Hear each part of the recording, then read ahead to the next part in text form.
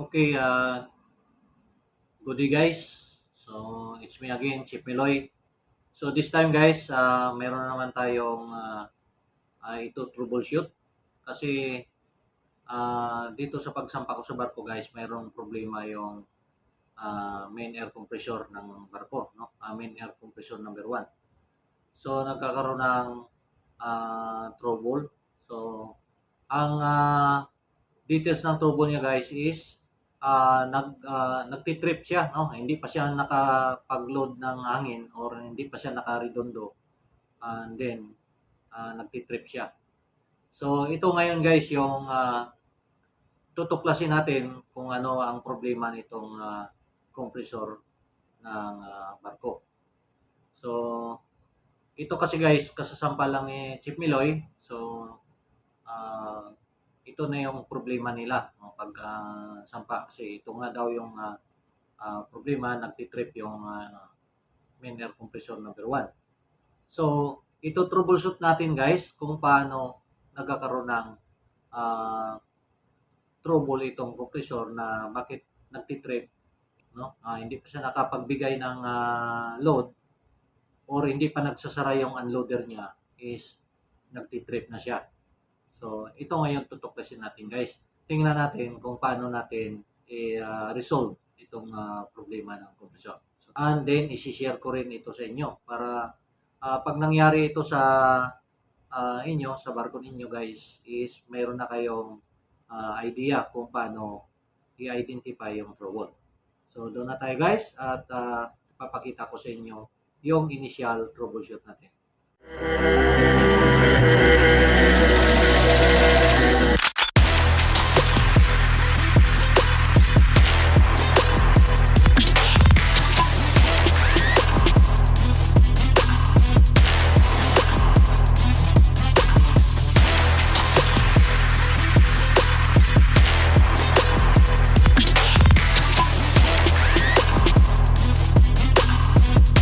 First is to secure the control panel, switch off, and put a tagging. And also for the safety purposes that it means that there is a main network to the local control area. Yung medyo maso na maliit doon, para may lakas. Martilyo, maliit din. Yung maso natin maliit pa naman siya. Yung maso pa, mas. Yung maso nito, ito.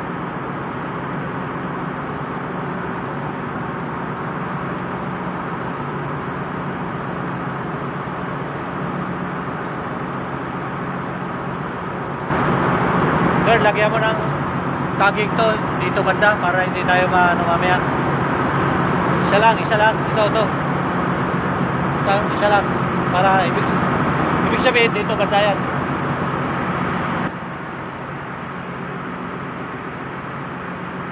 Okay na.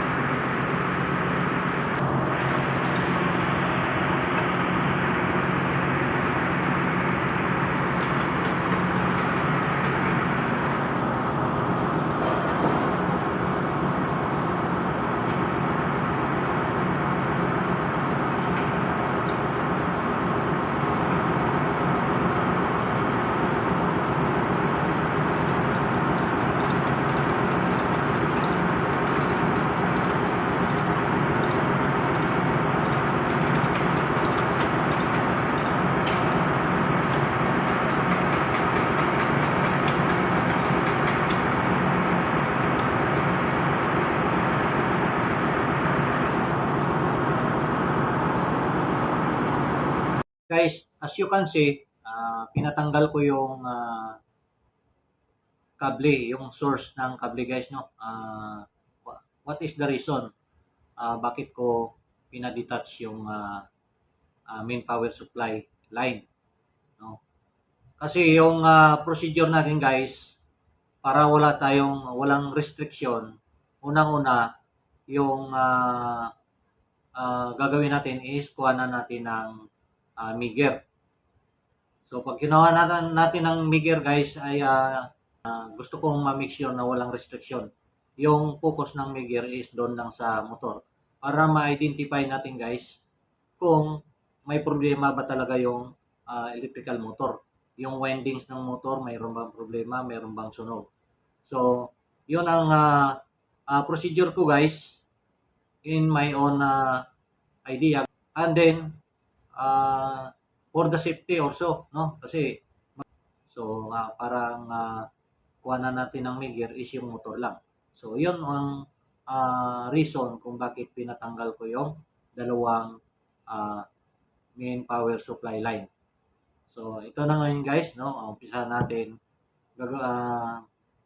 Kukuha tayo ng meger. And then, after that, pagka na-confirm natin na walang problema doon sa motor, then, ang susunod natin is yung contacts. Kuha na natin ng contact point, yung bawat linya or continuity, no? Para ma-identify natin kung mayroong putol doon sa linya. Ito sa akin ang suspect ko bakit nagtitrip, nagkakaroon siya ng nagiging single piece siya, no? Yung 3 piece naputol yung isa, so nagiging single piece siya. So yun ang ano ko guys, yung suspect ko. Kaya bakit nagtitrip, no? And then tumataas yung ampere. So yun na yung unang-unang nakikita ko guys. So para maano natin guys, dadaan muna tayo sa meger test. Then after that is continuity check. Para ma-identify natin kung mayroong putol doon sa tatlong wire. No? Kasi bakit nagtitrip siya? So ibig sabihin, nagiging single piece siya. So yun ngayon yung titingnan natin guys.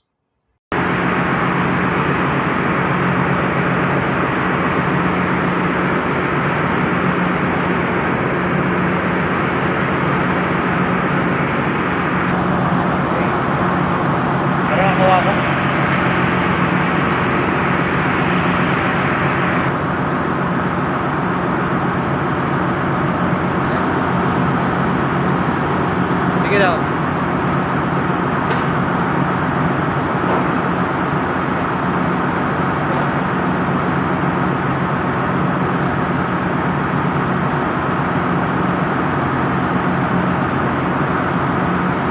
Meron siya.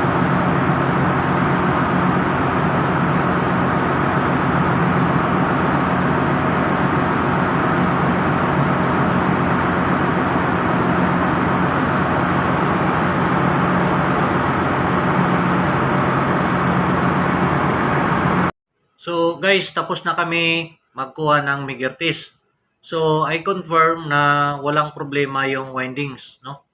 Walang sunog sa windings kasi okay naman yung meger test natin. Pumipitik siya mababa, din babalik siya sa infinity. So it means walang problema sa windings. So next na gagawin natin is yung continuity. Diyan natin malalaman kung may putol yung wire galing doon sa windings papunta doon sa wiring terminal, no? Using by multi-tester.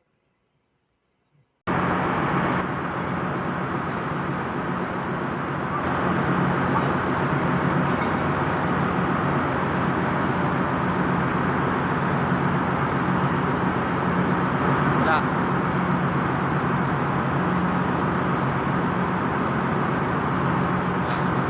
Yung U wala sir. Ha? Yung U. U wala. U, dalawang U. Tol. Wala.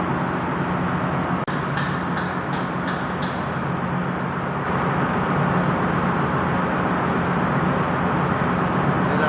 Nakukuha yung tingan eh. So ito yung wiring terminal ng motor. So yan yung U connection, and then doon sa kabila is U connection. Yan yung loose contact. So guys, we confirm na mayroong isang linya na putol, no?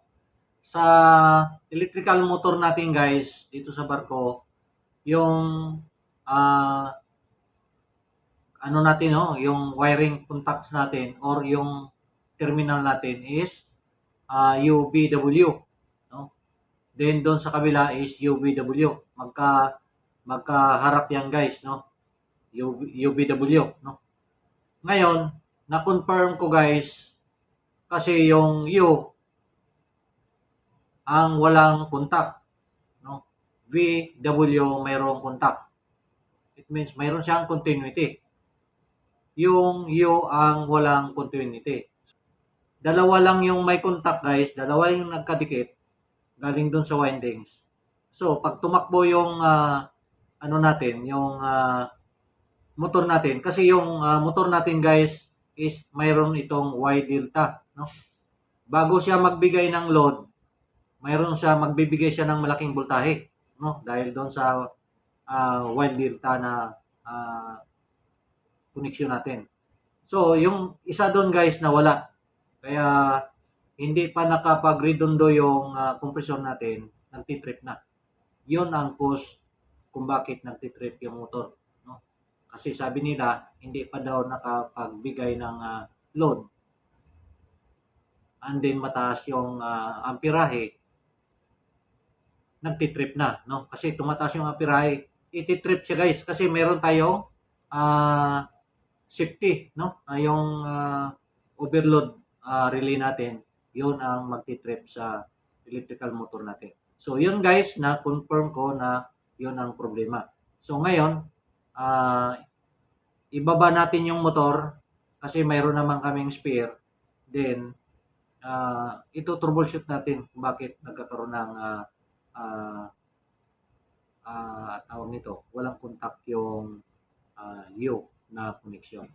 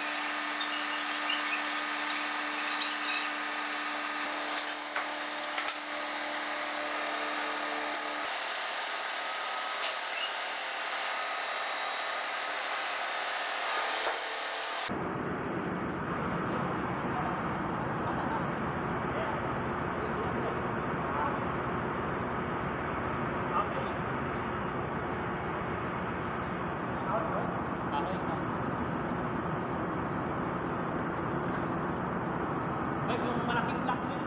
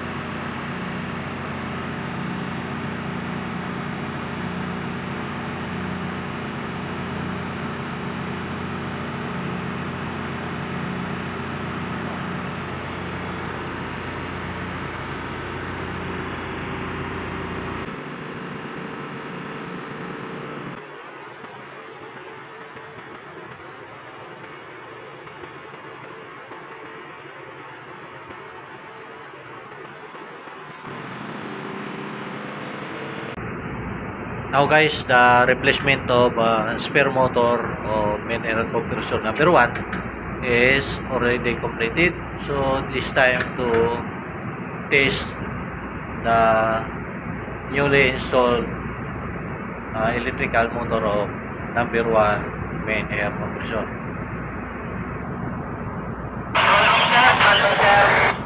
Okay, standby.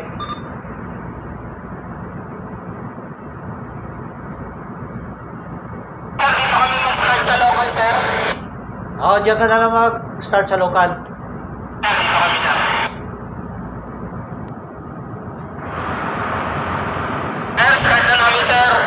Okay, standby.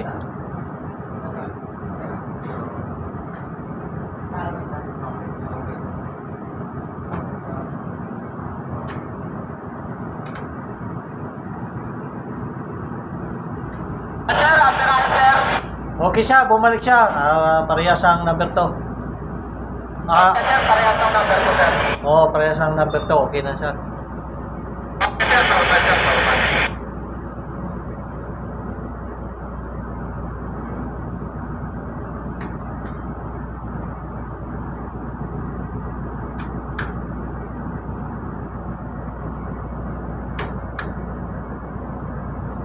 Okay lang, amperahin natin. Okay lang.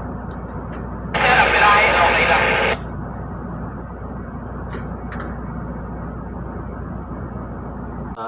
Based doon sa investigation ko kung bakit nagkaroon ng problema yung compressor nila.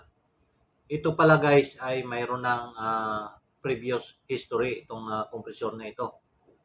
Ang problema nito guys, nasunog yung wiring terminals niya, no? Dahil doon sa vibration. No? Kasi pag tumatakbo itong compressor pala, malakas yung vibration. At bigla na lang tumigil yung compressor, and then umusok na daw yung wiring terminals doon sa taas. So ibinaba ito guys sa dry dock nung previous dry dock ng barko, tapos pina-rewind ito doon sa shore, no? Pagkatapos ng rewind guys ay binalik doon, kinabit ulit doon. So doon ko nakita ang problema, kasi yung lugs na nilagay nila doon sa terminal is maliit. So yung buong wirings guys, ang ginawa nila kalahati na lang yung naipit ng lugs. So yung kalahati wala na, tinanggal nila. So dahil sa vibration guys, yung kalahating wire naputol na rin, no, dahil sa vibration. Kaya ganun ang nangyari guys, na nagka single piece siya. Kasi pinatanggal ko yung cover doon sa wiring terminals doon sa taas guys, kasi naka-cover na, nakabalot na. So doon ko nakita na naputol na yung isa. Kaya ganun ang nangyari. So ito guys is lesson na rin sa atin, no, mga engineers. So kailangan pag nag-maintenance tayo, isama na rin yung mga wiring, lalo na doon sa terminals, kung okay pa ba yung mga bolt doon, lumuwag ba siya or mayroon ng mga movement. So dapat isama na rin natin ito sa ating mga weekly maintenance para maiwasan uli itong nangyari na ganitong problema. So sana hindi kayo magsawa sa pag-follow sa aking channel, na patuloy nyong i-share itong ating videos para makakatulong ito sa ating kapwa mga marino guys, lalo na rin sa mga Filipino engineers na sumasakay sa barko. So ito, malaking tulong sa atin ito guys, and then sana patuloy nyong i-share, and then for those wala pang nakasubscribe sa channel ni Chief Miloy, so please subscribe para mayroon din kayong mga idea na may share ko sa inyo. So thank you guys, and kita-kita na naman ulit tayo sa sunod kong videos. God bless.